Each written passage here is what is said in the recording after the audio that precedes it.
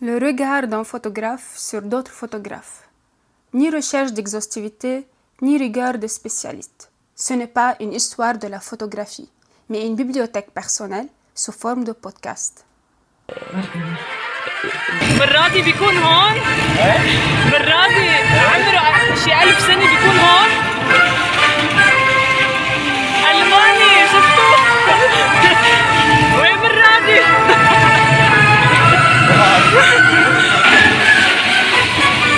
جيت مسألة برادي لا هلا ما يكون شي قطعة هون وين اوكي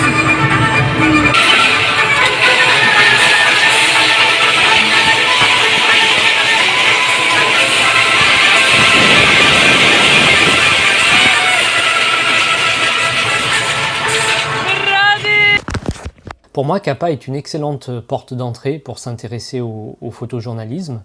Il est très intéressant parce qu'il a participé à des innovations dans les formes que pouvait prendre un reportage et qui existent toujours aujourd'hui. Et aussi parce qu'il est très intéressant à regarder dans son utilisation politique de la photographie. Sa vision professionnelle, son sens du rôle du photojournaliste était explicitement politique.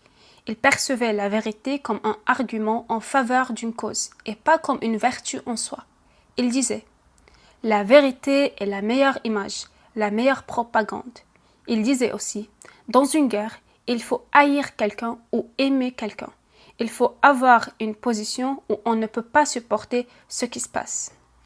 C'est ce qu'il a fait pendant la guerre civile espagnole, en mettant son œil au service de la lutte des républicains contre l'insurrection fasciste du général Franco. C'est ce qu'il a fait aussi, et malheureusement avec beaucoup plus de détermination, à la fin des années 40, quand il décide de se mettre au service du sionisme en contribuant, mais alors sans aucune ambiguïté, à la propagande colonialiste d'Israël et à l'effacement du peuple palestinien. Il faut commencer par dire qu'il n'est pas né Robert Capa, il l'est devenu. Il s'appelle en fait André Ernő Friedman, il est né en Hongrie, à Pest, en 1913. Il vient d'une famille juive non pratiquante, assimilée, plutôt aisée. Sa mère était propriétaire d'une maison de couture et son père c'était le copropriétaire et le chef tailleur du salon. Il a 1 an quand la Hongrie entre dans la Première Guerre mondiale aux côtés des Allemands. À la fin de l'automne, l'amiral Horthy, dont les convictions ressemblent trait pour trait aux doctrines de Mussolini et d'Hitler, ses futurs alliés, gouverne la Hongrie d'une pointe de fer. Il fait exécuter 5000 militants de gauche en quelques mois. Plus de 70 000 sont envoyés en prison ou internés dans des camps. Commence alors la terreur blanche.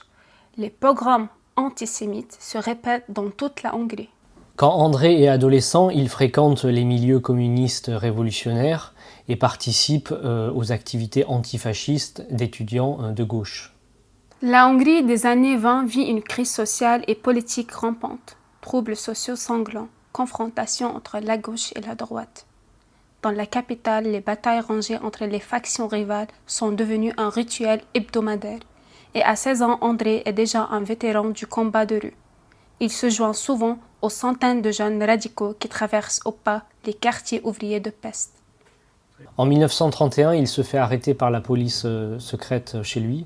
Il est violemment battu et emprisonné. Il est rapidement relâché, alors peut-être grâce à une relation de ses parents, une de leurs clientes. Bon, c'est pas sûr la raison. En tout cas, il aurait été libéré à condition de quitter la Hongrie. Bon, là aussi, sur ce détail, le biographe Alex Kershaw émet un doute. Capa a peut-être quitté la Hongrie, tout simplement parce qu'il le voulait, en fait. Mais peu importe, ce qu'il faut savoir, c'est qu'à partir de ce moment-là, à 17 ans, il ne s'installera plus nulle part définitivement. Il quitte donc la Hongrie et fait un long voyage jusqu'en Allemagne. Il y fait des études, mais c'est surtout la photographie qu'il commence véritablement à Berlin. Après, il va quitter l'Allemagne en 1933, suite à la prise du pouvoir des nazis. Il fuit d'abord à Vienne, puis revient à Budapest pour quelques semaines. Mais à la fin de l'été, il cherche par tous les moyens à quitter la Hongrie. La gauche hongroise a été décimée par le régime et ses espoirs de carrière dans son pays natal sont réduits à néant. C'est à Paris, où des milliers de juifs hongrois ont déjà trouvé refuge, que André décide alors de s'installer. Des mois durant, il couche dans des hôtels de troisième ordre, filant la plupart du temps sans payer sa note. Il vit d'expédients, accumule les petits boulots, boit comme un trou dès qu'il gagne quelques francs. Il devient l'habitué d'un prêteur sur gage du quartier latin auquel il abandonne son bien le plus précieux, son appareil photo. On accélère un peu pour passer au milieu des années 30, qui est un moment clé pour le comprendre. À ce moment-là, il est devenu photographe. Il est en relation amoureuse avec une photographe allemande, Gerda Taro, qui est aussi son agente. Et ensemble, ils vont inventer un personnage, celui de Robert Capa. D'après le récit qu'il en fit plus tard, lui et Gerda décidèrent d'inventer un photographe américain célèbre et riche, du nom de Robert Capa. André, qui se ferait passer pour l'assistant de Capa, prendrait en réalité les photos que Gerda vendrait sous le nom de Capa. Le stratagème marcha, du moins selon la légende. Gerda, agent du très célèbre Capa, parvint à convaincre les rédactions parisiennes qu'elle ferait insulte à la réputation internationale de son client si elle vendait ses photos moins de 150 francs pièce, 3 fois le tarif courant. Alors juste avant de regarder des exemples de son travail, je voudrais lire une longue citation à propos de cette transformation qui me semble très importante. Quiconque adopte un pseudonyme présente au monde une fiction qui, comme toutes les fictions, en apprend beaucoup sur son auteur.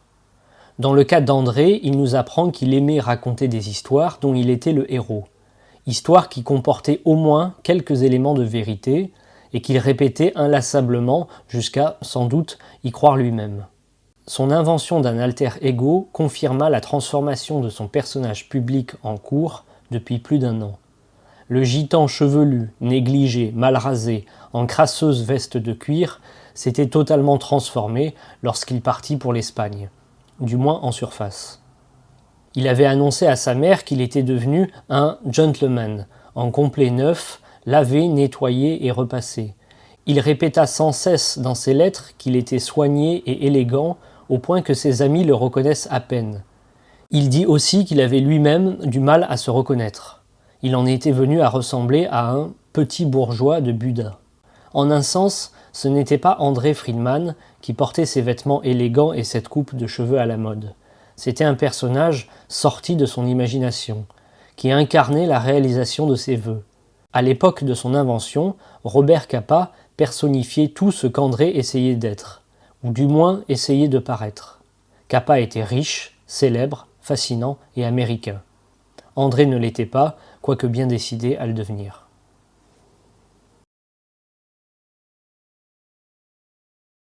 Je commencerai avec un reportage dans un magazine datant de 1943. On vous mettra en description un lien pour avoir le PDF du magazine. Le reportage commence là, mais c'est pas avec des photos de Capa. Je les montre quand même. Bon, elles sont franchement très ennuyeuses. C'est des images qui viennent juste illustrer, quoi. Voilà, les textes donnent tout. La photographie est par contre beaucoup plus émancipée dans la suite du reportage. Donc on est en Sicile. Capa suit une patrouille américaine. C'est la bataille pour Troina. Dès les 2 premières pages, on a 3 manières différentes de faire sentir et de montrer un événement. On a une mini-histoire en 3 photos, très descriptive. Une vue d'ensemble de contexte, avec un paysage parfait, magnifique. Et puis une image plus simple, d'une scène rapprochée avec sa courte légende. Les Allemands sont allés par là, dit le paysan sicilien au brigadier, machin truc. La différence avec les pages précédentes, c'est que ici, les images, sans être complètement indépendantes des textes, guident la narration. Et elles ont en elles-mêmes une force qu'on ne retrouve pas avant. Les pages suivantes, on a des photos plus répétitives, d'action. Alors répétitif, c'est pas forcément négatif, hein. C'est parfois nécessaire. On a une très belle image avec une composition qui organise harmonieusement les choses. On en a une plus simple, illustrative. On a un paysage, encore un. Et puis on a deux images en bas, très cinématographiques, excellentes, et qui préparent les pages suivantes. Voilà, alors là c'est extraordinaire, on est entre le film et la bande dessinée. Les textes là sont essentiels, mais restent réduits à de petites légendes. Et contrairement aux pages précédentes, là on n'a plus de texte d'articles, c'est juste les légendes. Enfin, les deux dernières pages du reportage, c'est des portraits, la mise en page est absolument géniale, et donc c'est des Allemands qui sont faits prisonniers. Donc en 8 pages et 33 photos, on a une diversité incroyable de manières de faire sentir des événements et différents types de relations entre images et texte. C'est vraiment du très haut niveau. Un truc très important, c'est que cette diversité ne serait pas possible sans, d'une part, le travail que le photographe doit faire au moment des prises de vue de préparation du matériel, qui est déterminant parce que en faisant certains choix, qu'est-ce qu'on photographie, comment, etc., il prépare les possibilités ou non de reportage. Alors ça pouvait aller jusqu'à penser à l'avance, en faisant les photos, à comment elles pourraient être mises en page. Même si c'est pas les photographes qui mettent en page, hein, c'est les magazines qui le font, ça. Voilà. À ce travail préparatoire, Capa était monstrueusement bon. Et ensuite, évidemment, il y a le travail de composition, l'editing, qui va donner une forme plus fixe au reportage et qui peut soit réussir, soit tout gâcher. On peut, avec un mauvais editing, ruiner de très bonnes images. Ça, moi, je l'ai vu plein de fois.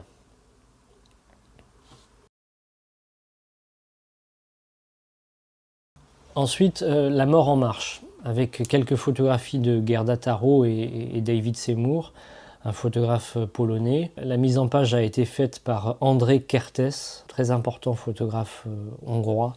Il a été réédité en 2020. C'est une copie de l'édition originale, avec un texte d'analyse à la fin. C'est un travail de réédition parfait, et en plus, il n'est pas cher, donc je le conseille vraiment. Le livre retrace la première année de la guerre civile espagnole. Les images et les textes donnent à voir les arcs de triomphe provisoires, ainsi que la terreur qui régnait pendant la lutte des républicains pour vaincre l'insurrection fasciste du général Franco contre le gouvernement démocratiquement élu. Capa a dédicacé son livre à Gerda Taro, la photojournaliste allemande, sa compagne, tuée sur la ligne de feu en juillet 1937. Le requiem visuel n'est pas seulement un hommage à Taro, mais à tous les morts au combat. La guerre a beau avoir duré jusqu'en mars 1939, les épreuves qu'a subies la République d'Espagne, trahie par le refus d'intervenir de nombreux pays européens et des États-Unis, étaient déjà évidentes à l'automne 1937, au moment de l'élaboration du livre.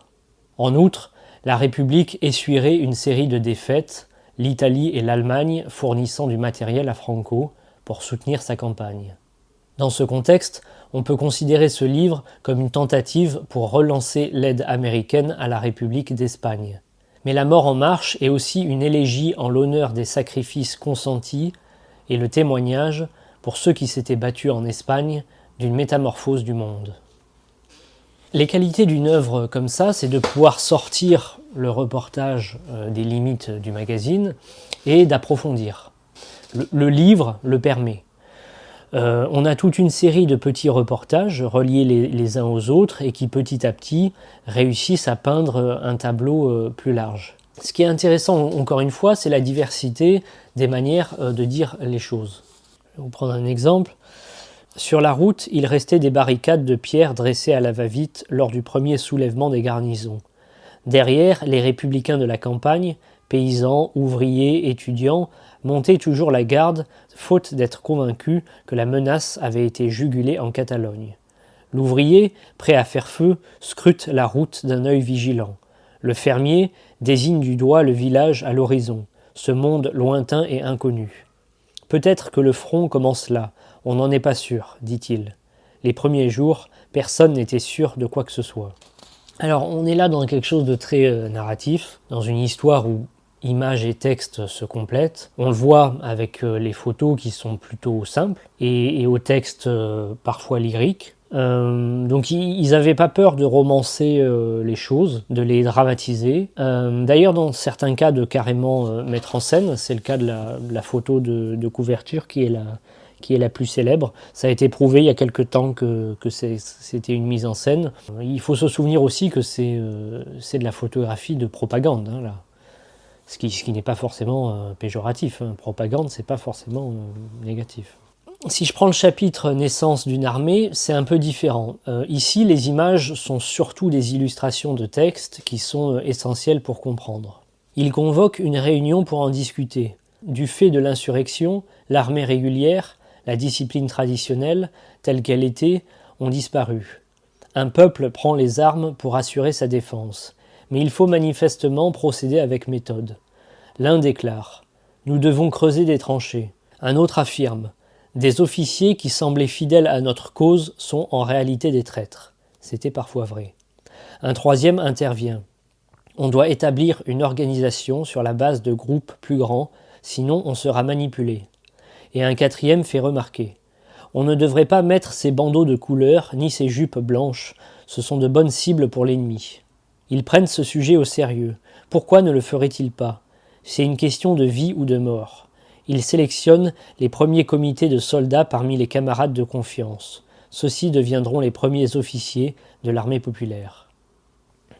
Et puis on a des chapitres comme « Mes deux mains no pasarán » où les textes sont franchement inutiles et les images disent tout.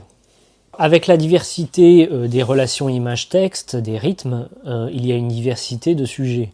On passe de reportages sur les combats à ça, par exemple. Loin derrière le front, la vie continue. C'est indispensable.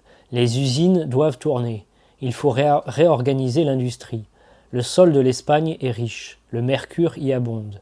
Dans les mines d'Almadén, que connaissaient les Romains, les Arabes ainsi que les envahisseurs, les méthodes sont aussi anciennes que la cotte de mailles de Charles Quint au-dessus du portail. Le chapitre suivant, on est encore sur autre chose, des gens en fuite. Le chapitre d'après, on revient à des combats.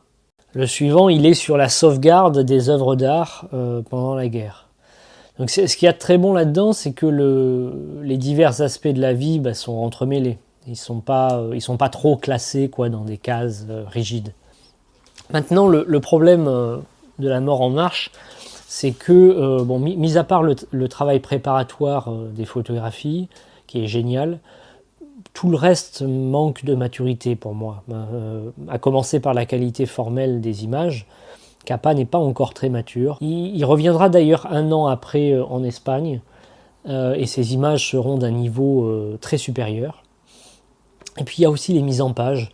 Je trouve qu'il y a un manque de maîtrise, c'est parfois étourdi. Alors il faut dire aussi que techniquement faire ce genre de mise en page à cette époque, c'est pas aussi simple qu'aujourd'hui. En plus, je crois qu'il y a eu des problèmes au moment de l'impression, donc bon, c'est pas si facile, mais il n'empêche que voilà, pour moi ça pourrait être bien mieux. Bon, malgré ça, je pense que ce livre, sa place dans l'histoire du photojournalisme est importante.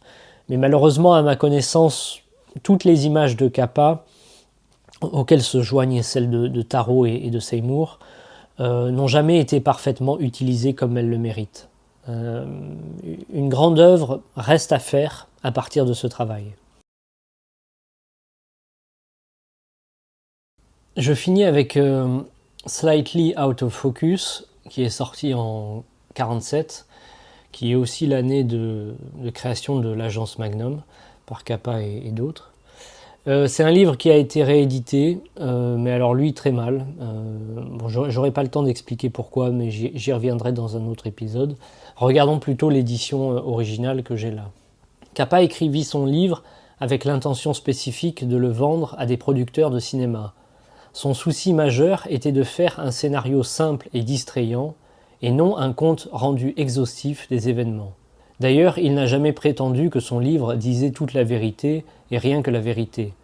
Le rabat de la jaquette précisait « Étant donné la difficulté évidente d'écrire la vérité, je me suis permis dans l'intérêt de celle-ci de me placer parfois légèrement au-delà ou en deçà. Tous les événements et les personnages de ce livre sont fictifs, mais se rapportent à la vérité. Dans la plupart des cas, ils sont conformes à la vérité, même si Capa changea le nom de certains personnages importants, accéléra le déroulement de certains événements et enjoliva certaines anecdotes. Ce qui est intéressant, c'est justement qu'il n'y a aucune ambiguïté sur le fait qu'il travaille avec la fiction. Si les textes sont intéressants et plutôt divertissants, bon, ça reste pour moi les images qui sont ce qu'il y a de mieux. Elles viennent séparément, en fin de chapitre, et sont composées avec beaucoup d'intelligence. Il y a de très très bons trucs. On le voit dans plein d'endroits différents, en Europe, mais aussi en Afrique du Nord. Il est surtout en Tunisie, de fin mars à début juin 1943. Donc le contexte, si vous ne connaissez pas, c'est la fin 42. Les armées anglaises, américaines et françaises se battent contre les Allemands et les Italiens. Et donc il y a des photographes qui les suivent. Évidemment, le récit, c'est genre ils ont libéré Tunis, et puis c'est tout. Il n'y a aucune remise en question de l'oppression coloniale que les Blancs font subir en même temps sur les populations locales. Et sur le fait qu'ils ont beau combattre le nazisme, ils restent eux aussi des oppresseurs. Et voilà, donc il y a vraiment comme deux mondes parallèles. L'exemple le plus terrible, c'est les massacres de Sétif, Guelma et Kherrata. C'était à partir du 8 mai 1945, où pendant qu'en France c'était la fête pour la fin de la guerre, en Algérie, les Français massacrent à un point hallucinant. Je crois qu'on est dans les 30 000 victimes, ou plus, ou moins, je ne sais plus exactement, mais enfin, c'est un truc ahurissant, quoi. Et de ces deux mondes parallèles, Capa, l'antifasciste, évidemment, n'en suit qu'un seul, effaçant l'autre.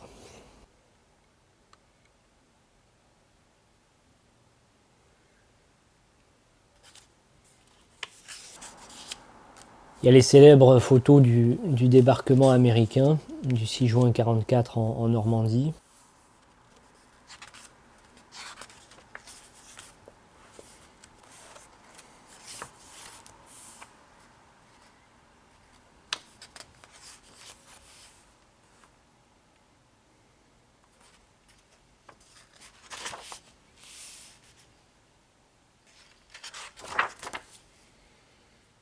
Et le livre se finit avec la fin de la guerre sur un jeu de mots grinçant.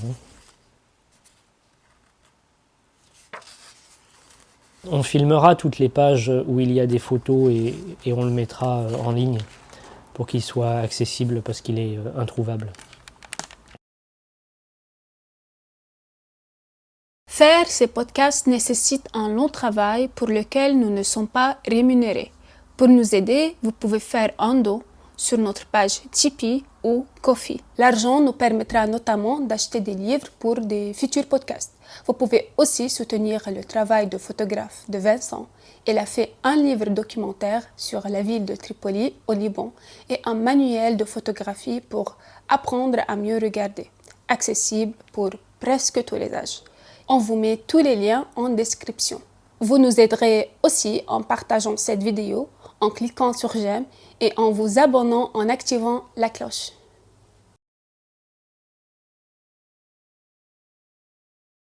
Capa ira 3 fois en Israël. Ce qui est intéressant, c'est qu'il n'y va pas suite à une commande de reportage, il y va parce qu'il a envie d'y aller. Il se sent concerné, ce qui est déjà une idiotie en soi et une des réussites du sionisme, c'est-à-dire d'avoir fait croire à une bonne partie de la planète que tous les juifs du monde entier, sans exception, étaient concernés par la création de ce pays. Quant à y rester, Capa lui-même envisageait sérieusement de s'établir en Israël. Il voyait bien que le pays montrait déjà des signes de bureaucratisation, mais dans les rares moments où il désirait se fixer quelque part, il entretenait l'idée de s'installer à Tel Aviv et encourageait sa mère à en faire autant. Cependant, comme toutes les autres, cette idée de s'ancrer se dissipa rapidement. Les discussions sur Capa dans les milieux de la photographie, ils tournent autour de plusieurs aspects, mais elles abordent presque jamais son sionisme. Alors bien sûr, c'est pas surprenant, compte tenu du monde dans lequel on vit et des mécanismes de ces milieux, en particulier leur alignement total avec toutes les formes d'hégémonie. Ici, cette hégémonie, elle restreint l'image de l'existence palestinienne à un cadre sioniste, elle empêche sa revendication et s'efforce de tout faire pour que ce cadre ne soit pas brisé. Dans cette partie du podcast, on se concentrera sur le rôle que Capa et ses photographies ont joué dans la construction de l'hégémonie du récit de l'entité sioniste. C'est Sarah qui a préparé et écrit cette partie, et pour ses recherches, elle s'est basée principalement sur 2 articles qui seront largement cités. Donc on vous mettra les liens en description si vous voulez les lire. D'abord, il faut dire que l'acte photographique consiste à cadrer des événements.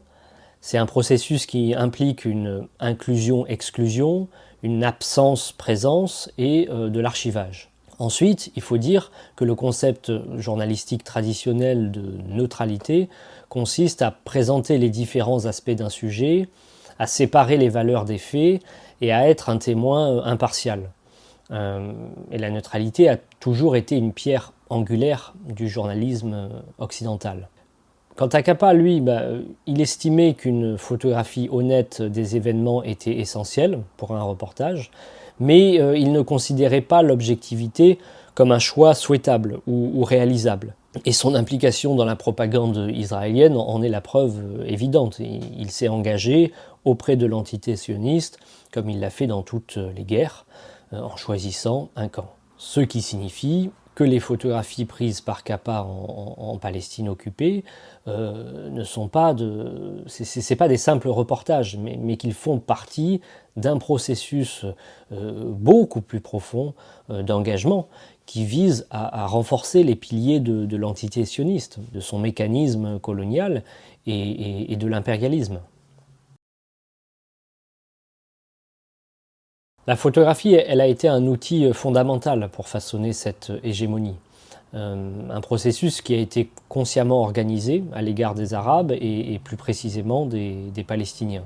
Bien sûr, l'hégémonie a besoin d'images parce qu'elles sont un élément essentiel de tout récit. Non seulement parce qu'une image, elle apporte une forme de crédibilité, mais aussi parce qu'elle est en soi un discours. On le voit aujourd'hui dans les agences de presse, les journaux, les médias, où les images sont utilisées pour justifier des massacres, des assassinats, des interventions militaires, des coups d'État dans les pays du Sud et j'en passe. Capa, lui, n'était pas le seul photographe à travailler en Palestine occupée.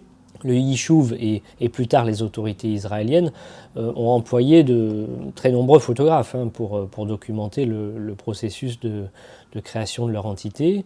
Alors, pour l'anecdote, il paraît que le Premier ministre israélien David Ben Gourion aurait retardé la déclaration d'indépendance, vous savez, la cérémonie de signature, jusqu'à ce que Capa soit prêt à la photographier. Bon, authentique ou non, on trouve que cette anecdote en dit long. En tout cas, au cours de ces 3 voyages, Capa produira une grande quantité de reportages. Il collaborera à un livre, Report on Israel, avec l'écrivain américain Irvin Shaw, et il réalisera aussi un film de propagande, de collecte de fonds, commandé par United Jewish Appeal, sur l'arrivée, la détention et la réinstallation éventuelle des immigrants. Smith et Mendelssohn soulignent dans leur article qu'une image, elle fonctionne sur deux niveaux. Le premier détermine ce qui est représenté, c'est-à-dire le sujet explicite, le choix d'un sujet plutôt qu'un autre, va façonner notre compréhension et faciliter la reconnaissance. Et il est aussi important de prendre en compte ce que le photographe exclut du cadre. Le second niveau examine les choix de composition et les significations culturelles. Et ça nécessite une connaissance approfondie du contexte et du fonctionnement des symboles. Il est aussi essentiel d'examiner les mises en page. J'en ai un peu parlé tout à l'heure. D'autant plus que les textes servent à fixer ou à restreindre les significations que l'on peut voir dans les photographies. Le photographe lui-même, d'ailleurs, peut utiliser le texte pour guider les lecteurs vers une interprétation spécifique. Les textes peuvent mettre en avant la communication ou l'absence de communication qu'il y a eu avec les sujets photographiés en mentionnant des noms et d'autres informations. Les textes ont donc un impact considérable et qui peut affecter la distance et les liens qu'on va créer par rapport au sujet photographié. Alors ce thème il est évident dans le numéro du 19 juin 48 du magazine Illustrated qui s'ouvre sur une photo pleine page représentant des soldats juifs sur le front. Les 13 photographies de Capa publiées dans ce numéro, elles montrent exclusivement des forces juives.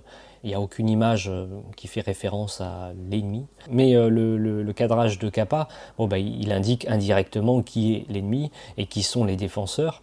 Et les textes qui accompagnent les photos renforcent cette interprétation. Par exemple, dans l'une des légendes d'un autre numéro, Capa fait référence aux Juifs comme étant les défenseurs. L'article publié le 17 juillet 48, par exemple, ne mentionne aucun Palestinien. Dans celui publié le 27 août 49, seuls 2 apparaissent sur les 25 photographies, et tous 2 sont représentés dans un état de défaite.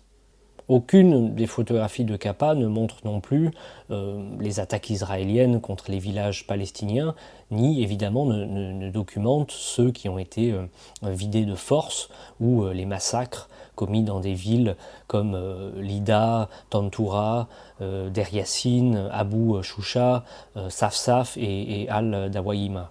Un exemple particulièrement frappant, c'est dans la légende d'une photographie montrant une famille israélienne marchant vers l'appareil photo avec des outils agricoles et un panier de nourriture. On voit ici des colons du village arabe de Tarshiha ramasser leurs rations alimentaires et revenir des champs. Ni la légende et ni la photographie de Capa ne révèlent les événements violents qui ont vidé Tarshiha et de ses habitants palestiniens pour rendre cette scène possible. Pour un spectateur qui ignore le contexte, la scène pourrait suggérer une coexistence pacifique entre les colons et la population native du village.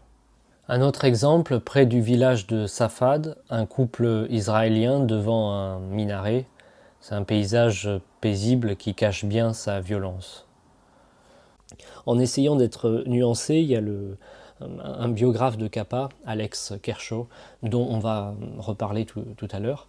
Il note que l'on ne trouve aucune image d'arabe dans le livre de Capa et Irving Shaw, ajoutant que Capa était incapable d'enquêter dans les zones contrôlées par les Arabes, en raison des risques encourus en tant que personnalité juive connue pour sa forte loyauté envers l'État juif. Mais bon, en regardant bien les reportages, c'est très clair qu'il s'agissait essentiellement d'un choix idéologique et non logistique. C'est intéressant de remarquer ici que le photographe anglais George Roger, qui était un des fondateurs de l'agence Magnum, et qui avait décidé de photographier les Palestiniens, a rencontré, lui, des difficultés pour publier ses photos. Et ironiquement, Capa a critiqué Roger pour son parti pris. Et C'est une contradiction qui soulève des questions sur la position de Capa lui-même, étant donné sa conviction que les photographes de guerre doivent prendre parti. Bon. Un autre exemple, sur une photo prise en 1948, il y a un fil barbelé qui sépare la route et divise le cadre. La première partie de la photo, c'est un gros plan de 2 hommes. Donc, il y en a un qui semble tendre à l'autre ce qui ressemble à un paquet de cigarettes à travers le fil barbelé. Alors, en supposant que Capa se trouvait du côté israélien de la barrière, on peut déduire que l'homme face à l'appareil photo est palestinien, tout comme l'enfant appuyé contre le mur de pierre à l'arrière-plan. Cette photo, elle est unique parmi les 303 clichés pris par Capa, parce qu'elle montre réellement des visages palestiniens. Et intitulée « Une section divisée d'un village arabe israélien », sans le vouloir, en fait, la légende commente subtilement la façon dont la création d'Israël a déchiré le tissu social palestinien. Une autre exception à cet effacement, c'est la représentation par Capa des Druzes, qui ont été célébrés dans un reportage pour leur alignement avec les forces israéliennes. On voit la photo de l'homme druze entre celle d'un soldat et d'un adolescent, avec la légende « Un homme arabe druze, allié des Israéliens, fait également partie du tissu démographique diversifié du nouvel État ». Et les Druzes, en fait, qui étaient socialement et militairement intégrés à l'entité sioniste, ont été élevés au rang de minorité modèle. Mais par contre, les résistants palestiniens, ceux qui ont choisi de se battre et refusant de se rendre, sont totalement absents et leur histoire effacée par la réalité du déplacement. Les reportages de Capa intègrent aussi des symboles religieux juifs et des références bibliques qui soulignent visuellement le supposé lien entre le peuple et la terre, suggérant qu'il s'agissait d'une reconquête de ce qui leur appartenait de droit. Par exemple, un article du magazine Life de 1951 s'ouvre sur une grande photographie de 3 jeunes hommes portant des kippas et étudiant avec un érudit talmudique dans une yeshiva à Jérusalem. Il se termine avec une image isolée d'une imposante menorah de Hanouka dans le désert. Et la légende décrit la menorah comme un symbole d'une ancienne victoire. Et donc on voit son ombre qui s'étend sur le désert du Negev, légitimant visuellement en fait les revendications sionistes. Alors l'esthétique pionnière, on la retrouve dans un reportage du 8 novembre 1949 qui commence par des images d'immigrants de tout âge retournant vers la terre promise. Donc il y a des couples, des jeunes femmes, des personnes âgées et des enfants. Une photo montre un jeune homme musclé portant 2 grandes valises qui est aidé par une femme tenant un gros sac. La photo a été prise en contre-plongée comme pour magnifier leur noblesse.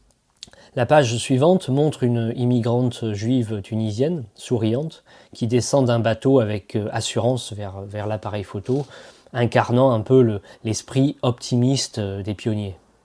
Et les légendes qui accompagnent ces images ne laissent aucun doute sur leur orientation idéologique. Un homme âgé seul est aidé à débarquer.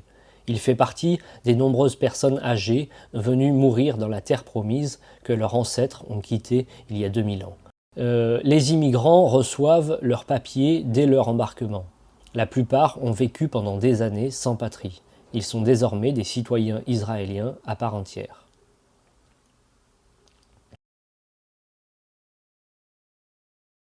Lorsqu'il ne se concentre pas sur des individus, Capa dépeint dans ses récits les colons engagés dans des activités collectives et communautaires, en suggérant que la vie ici n'est pas uniquement faite de difficultés. Et la sympathie de Capa transparaît très clairement. Les fêtes occasionnelles permettent de s'évader de la dureté de la vie. Il s'agit d'un rassemblement de la Talmud Society dans les quartiers juifs de Jérusalem. Dans une maison de classe moyenne de Tel Aviv, des jeunes dansent lors d'une fête le soir du Shabbat. Le groupe comprend une actrice et des officiers de l'armée. Donc tout ça renforce l'image d'une société dynamique et prospère, tout en excluant évidemment systématiquement du cadre la réalité de l'effacement et du déplacement des Palestiniens par la colonisation et les massacres. C'est évident que la documentation visuelle de Capa sur la naissance de l'entité sioniste a contribué à apprendre aux journalistes et au public occidentaux comment percevoir cette entité en créant un lexique visuel prêt à l'emploi. Ces photographies ont fourni des preuves visuelles, quoi. Et la nature journalistique en fait, de ces images, ça signifiait que les spectateurs n'allaient pas contester le réalisme du message symbolique qui était présenté, parce que les éléments dans le cadre existaient.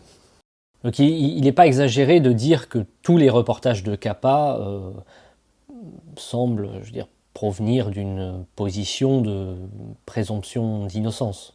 Regarder les colons établir des kibboutz et observer les combats du côté israélien, le tout cadré de manière très héroïque, ça ne permettait aux spectateurs d'avoir qu'une perspective limitée sur la fondation d'Israël.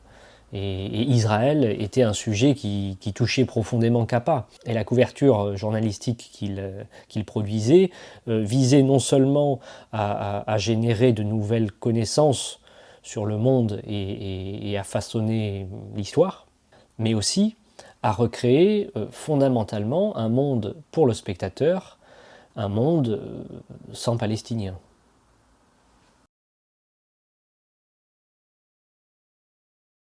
S'il n'y a qu'un seul catalogue à avoir, c'est lui. Il a l'avantage de couvrir toute son œuvre et le défaut, comme toujours avec ses catalogues, de passer trop peu de temps sur des reportages qui mériteraient plus et de mettre en avant des choses médiocres qui méritent moins d'attention. Mais c'est surtout un catalogue qui a l'avantage de composer les images en groupe, c'est-à-dire qu'il ne les individualise pas, comme c'est trop souvent le cas. J'en reparlerai dans un autre épisode parce qu'un grand nombre d'œuvres sont ruinées à cause de ça, à commencer par celle de Capa. Dans un autre genre, pour celles et ceux qui veulent approfondir le travail sur l'Espagne, il y a ce livre. Ce sont des archives de 4500 négatifs, perdus pendant très longtemps, des photographies prises par Capa, Tarot et Seymour entre 36 et 39. C'est là qu'on trouve les photos de Capa prises après celles publiées dans La mort en marche que je vous avais dit. C'est juste impressionnant, le nombre de bonnes photos qu'il enchaîne avec des histoires toutes faites dès les planches contact. C'est du très très haut niveau, très très haut niveau. Il existe aussi un documentaire sur cette histoire de négatives retrouvées qui est bien.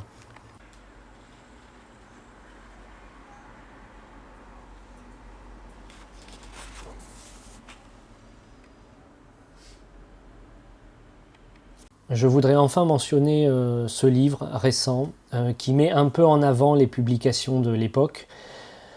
Bon, honnêtement, il n'est pas extraordinaire ce livre, mais comme c'est pas si fréquent d'avoir des extraits des magazines comme ça, vous pouvez y jeter un œil. En dehors de ça, moi je conseille pas de l'acheter parce qu'il continue à nier tous les problèmes qu'on a essayé de mettre en avant. D'ailleurs, c'est un livre financé par Golda Darty. C'est un groupe d'investissement qui a pour patron Stephen Darty et Jean Sarkozy. Donc forcément, il ne faut pas s'attendre à beaucoup de rigueur historique sur la question sioniste. Et ça, c'est publié en 2024, en plein génocide. Bon, ça la fout mal. Pour ce qui est des biographies, j'en ai lu 2. Qui ont des qualités, mais dont le gros problème est comment ils traitent le chapitre israélien.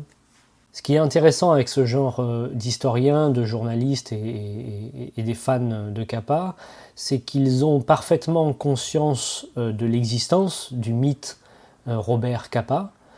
Ils le critiquent sur certains côtés, mais ils plongent complètement dans ses aspects les plus problématiques.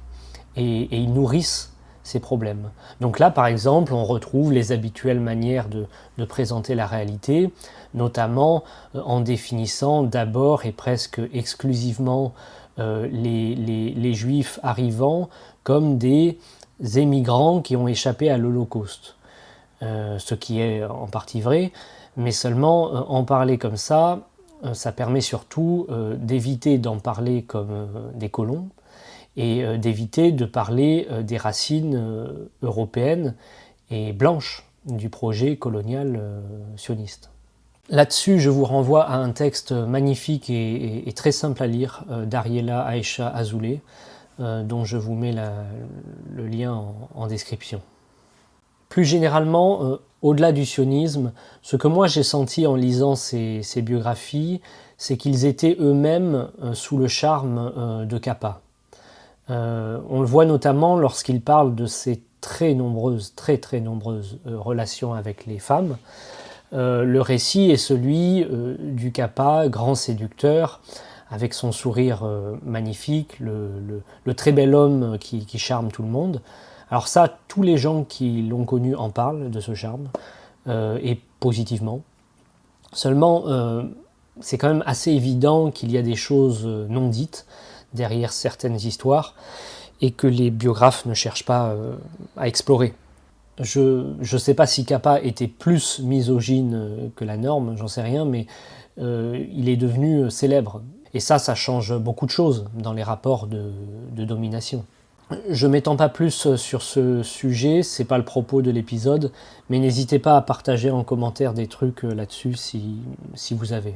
La lecture des biographies, je la recommande plutôt pour en apprendre sur le jeune Endre Friedman, sur son caractère, qui en dit long sur le futur photographe, sur son jeune et intéressant activisme politique, qu'on a peut-être trop brièvement raconté. C'est un engagement qui n'hésite pas à utiliser la violence. C'est une des choses que j'aime avec lui, c'est qu'il n'est pas pacifiste. Il a eu une relation complexe à la guerre et à la violence, ça c'est évident, mais faire de lui un pacifiste, comme j'ai pu le voir quelquefois, c'est juste idiot, à mon avis. Les biographies m'ont intéressé aussi pour en apprendre sur la dernière partie de sa vie. En gros, ce que moi j'ai retenu d'important, c'est qu'au fil des années, on voit qu'il fréquente de plus en plus des classes sociales élevées et certaines personnes très riches et très célèbres. Là-dessus, il y a une anecdote intéressante de la photographe hongroise Eva Besniu. La plus ancienne amie de Capa, Eva Besniu, se souvient d'un voyage à Paris au début des années 50. Capa lui avait proposé de le rejoindre, non pour un dîner en tête-à-tête comme elle l'espérait, mais à un cocktail. Le Capa, qu'elle connaissait depuis 25 ans, s'était soudain mué en une sorte d'histrion mondain, superficiel et pitoyable. À la fin de cette soirée, c'était comme si notre amitié s'était volatilisée. J'avais l'impression de l'avoir perdue. Comme si sa transformation en Robert Capa était presque complète. Comme si lui, le juif hongrois rebelle, était devenu parfaitement blanc. Un blanc américain et célèbre. Et la seule chose qu'il n'a pas eu du personnage, au final, c'est l'argent. Alors ça, c'est vrai, il n'a jamais été vraiment riche, et il empruntait beaucoup d'argent, qu'il dépensait en alcool ou en jeux d'argent, argent qu'il regagnait pour payer parfois des dettes de l'agence Magnum. En tant que photographe, le niveau baisse énormément. La qualité de ses reportages est de plus en plus médiocre et parfois mauvais, franchement mauvais. De toute façon, Capa n'a jamais été très bon en dehors de la guerre, et là c'est un peu ces années sans guerre. C'est aussi un Capa qui est, il faut le dire, bien endommagé par ce qu'il a vu au fil des années. Après plus d'une décennie de guerre, Capa présente les symptômes d'une pathologie post-traumatique.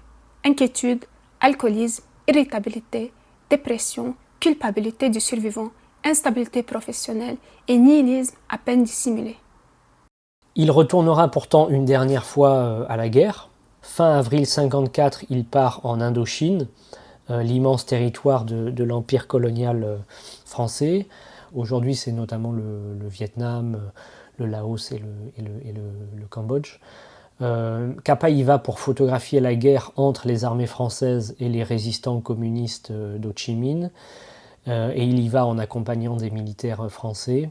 Sur ce chapitre, j'en parle pas plus ici et on le garde pour une autre fois où on parlera des photographes qui accompagnent des troupes militaires. N'hésitez pas non plus à partager là-dessus parce que c'est très intéressant et on ne connaît pas assez. Il va mourir là-bas le 25 mai 1954 après avoir marché sur une mine explosive. L'image qu'on a en tête, c'est que Robert Capa est mort en héros. Pour parler des dernières années, on va dire aussi qu'il a été piégé par sa propre image, par sa propre invention. Jouer Capa l'épuise. Ce qui est tout à fait possible et compréhensible, mais c'est faire l'impasse sur les choix qu'il a faits, et en toute conscience. D'ailleurs, on ne voit pas chez lui la moindre remise en question réelle. Les spécialistes, journalistes et les fans de Capa ne font pas plus d'efforts, vous l'avez compris. Je n'ai pas mentionné le quart des études et des livres qui suivent le même récit, sans parler des documentaires ou des bandes dessinées et des émissions de radio. Certains tentent parfois de minuscules nuances très inoffensives et finalement hypocrites. Il faut insister, il est extrêmement rare d'avoir une véritable critique de Robert Capa. Et c'est pas sans importance parce qu'il était... c'est pas n'importe quel photographe. Il est l'un des plus célèbres photojournalistes de l'histoire. Il est l'intouchable antifasciste qui a créé l'intouchable et révolutionnaire agence Magnum. Et en plus, sa mort brutale ne fait qu'ajouter à sa légende. Pour être honnête, nous, on regrette surtout la mort d'André Ernaux Friedman, qui, j'en ai peur, est mort bien avant ce 25 mai 1954.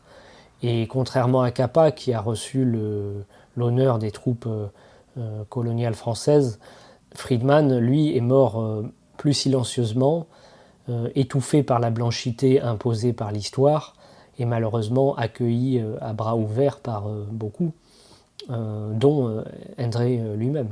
D'une certaine manière, il s'est suicidé.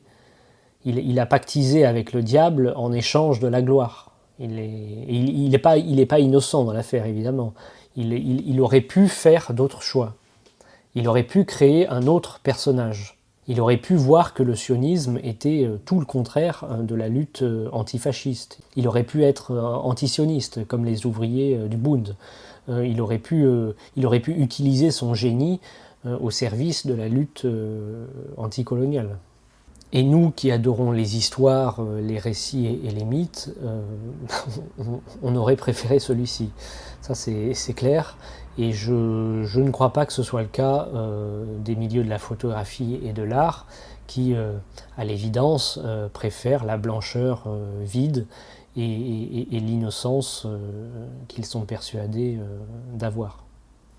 Maintenant, je vais regarder différemment toutes ces images. Je ne vais pas faire comme si Robert Capa n'existait pas, ça serait hypocrite, mais je vais essayer de chercher dans ces images la part Friedman. Alors il est peut-être plus là à la fin, mais il est là avant, ça je le sais. C'est ça, c'est qu'on peut pas se contenter d'abattre le mythe Robert Capa. Il faut aussi faire renaître le jeune André et le prendre plutôt lui comme modèle. Certains diront que c'est donner à notre tour un récit romantisé de ce qu'il a été ou aurait pu être. Et à ça, je répondrai pourquoi pas.